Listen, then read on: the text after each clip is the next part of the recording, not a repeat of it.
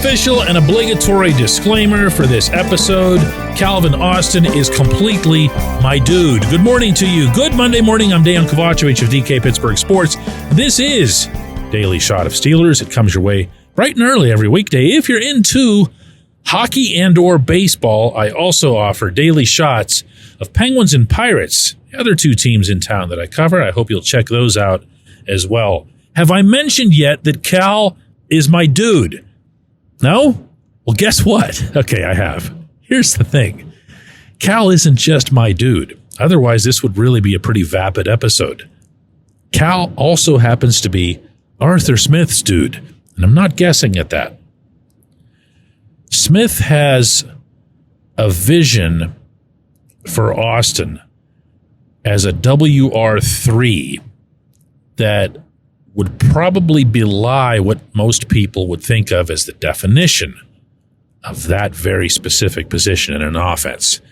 It does not signify where he ranks on the depth chart. It doesn't mean that there's two guys better than him, although maybe there will be two guys better than him by the time Omar Khan's done. What it means is that's where he's going to line up. That's how he's going to get used.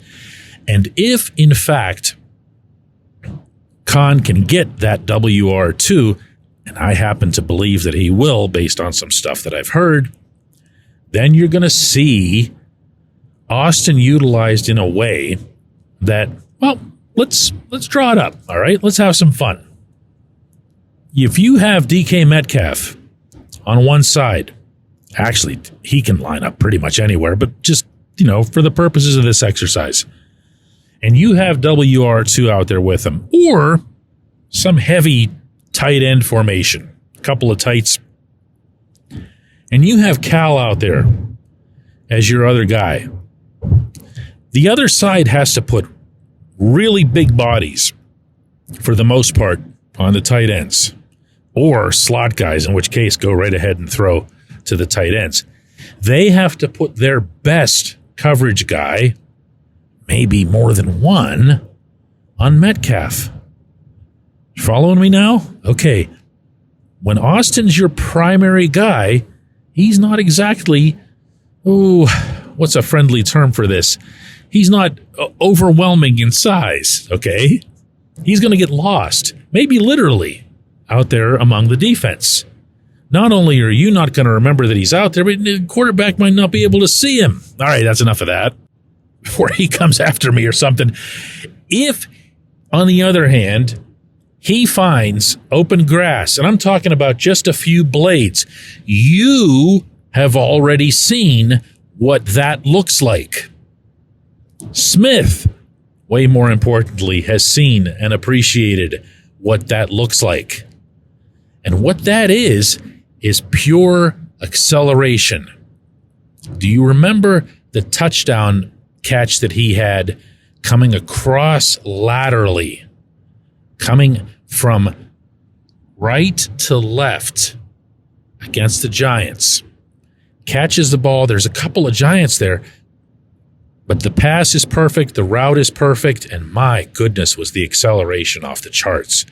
The two flat-footed dudes had no chance. This was a solo sprint for those final 25 yards to the end zone. That's what Cal can bring, and that's a threat that the Steelers haven't had, that specific type of threat, in far too long. Now, you can say, all right, well, didn't they have Cal last year or the year before? And I can bring up issues related to quarterback. I can bring up issues related to the other receiving threats not being enough of threats or not consistent enough in George Pickens' case. But listen to this. In 2023, 2 seasons ago, Cal finished the year with 17 catches for 180 yards and 1 touchdown. I'm going to read you the numbers again. 17 for 180 and 1 score. In 2024, this past season, he had 36 catches, more than double, for 548 yards, way more than double, and 4 touchdowns, quadruple. Now, why do I call Cal my dude? Here's where I tie it all up together. I have a thing with him. I've been doing this now for a couple of years. And I do my little tour of the locker room after the game ends. One of my stops every single time, win or lose, is at the stall mark number 19. And I go up to him and I ask him a question. Did you get better today? And he says, yes, sir, I did. If I could do the Cal voice, you'd get an even bigger kick out of that. Yes, sir, I did. And I say, tell me how. We just do this mostly for fun, right? And he'll cite, it's not even necessarily a catch or something related to wide receiving. It might be something in terms of his punt returns. It might be something else. It might be a read that he made. It might be a block that he threw. It might be a route that he ran that wasn't even recognized by his own quarterback. Not in a complaining sense. He's a positive kind of guy. But it's one thing for a guy to say, I'm getting better, and to say it every week. He can actually pinpoint it, and best of all, his numbers show it. I just read them to you. Now, what if he turned those 36 catches into, 50 or 60? Just saying. The offensive coordinator wants this to happen. He is planning on making it happen. When we come back, J1Q. Luxenberg, Garbett, Kelly & George is a personal injury law firm in Western Pennsylvania that represents injured people in automobile accidents, workers' compensation cases, and medical malpractice claims. The attorneys at Luxenberg, Garbett, Kelly & George pride themselves in doing what they say they're going to do. It's important to them that when they make you a promise, they keep that promise. And this law firm has been keeping promises for over 80 years. Luxenberg, Garbett, Kelly & George has been AV rated. That's the highest rating a law firm can receive for legal ability and ethics. And the lawyers at the firm have been designated super lawyers, that's a real thing, for over 15 years. Rare combination there. Luxenberg, Garbett, Kelly & George has offices in Cranberry, Newcastle, Beaver Falls, Butler, and Elwood City.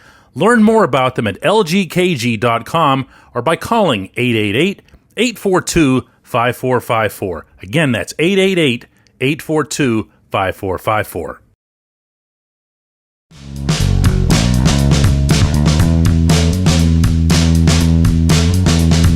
Today's J1Q comes from Michael.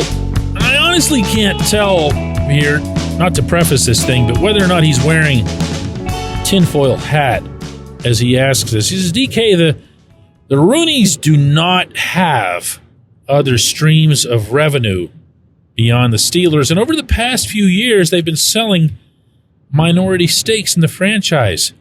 Why would they do this if they didn't need revenue? Think about the other signs. Less days staying abroad when traveling overseas, small coaching staffs, lack of player family amenities, the weight room, players paying out of pocket for outside coaching and training, small coaching staff. You already said that, dude. Retaining the coaches until the contracts expire, even if their work doesn't justify staying on staff. My J1Q here is, am I wrong to be worrying about the Steelers' finances? Michael, the NFL is a gazillion dollar business. Every team in the NFL is known to be not just profitable, but significantly profitable. And with every passing year, although the salary cap adjusts itself to shared revenues and expenses and how those get divided, that revenue pot just grows and grows and grows. It doesn't ever take a step backward. My goodness, through COVID, the general revenue, not the in-game revenue, obviously, stadiums were empty, but the TV and the streaming and now you have Apple and Amazon and everybody else fighting for the pay-per-view streaming rights to these games. It just keeps multiplying. Do not weep for the Roonies. Do not fear for their finances. Now, I could go through each one of these things and pick them apart, line item you to death. Not all of them really apply to whether you believe it's a real need for revenues or whether you just believe they're naturally cheap. I am instead going to take the low road and point to the old Copes Cabana white tent out on the green lawn outside what used to be Heinz Field. It's now no longer there, mercifully, by Acrisure Stadium. For anybody who doesn't know what that is, picture a really ugly, cheap, cheesy, would be rejected for a family reunion kind of white tent that's just pitched out by the old Three Rivers Stadium Gate C marker on the riverside of the stadium. This was where they were holding hospitality events. This is why it was called Copes Cabana. This was a Myron thing back in the day. And it sat there collecting dust and dirt year round. They didn't even bother taking it down.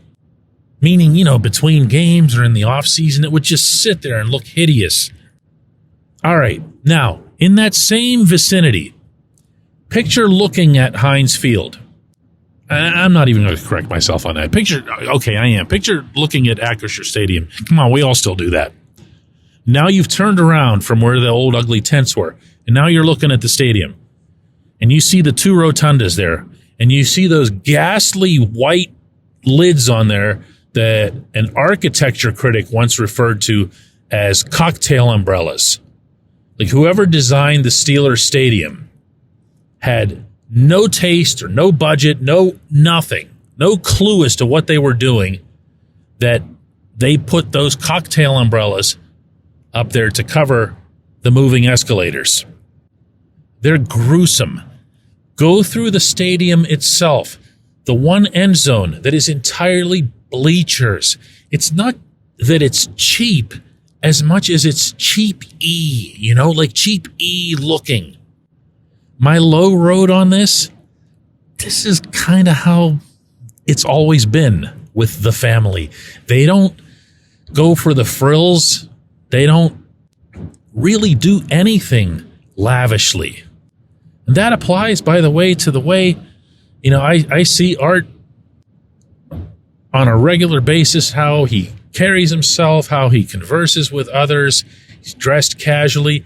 This is the same way the late Ambassador Rooney was as well. Ambassador Rooney, every time he was around us, you wouldn't know him, and I say this with a ton of respect and admiration, but you wouldn't know him from the janitor, okay? Just how he was talking to you. He wasn't acting like anything special. So when you pick out in particular the way the Steelers treat the families, listen, I've been on the wrong side, I think, meaning everybody else's version of the wrong side of this issue since the beginning, because the way the Steelers handle the players' families is just fine. What the families want is to be treated like bleeping royalty when they show up at these things, because they've heard stories about how, I don't know, how the Chargers do it, or how the Cardinals do it, or how the Seahawks, and who cares? Who cares?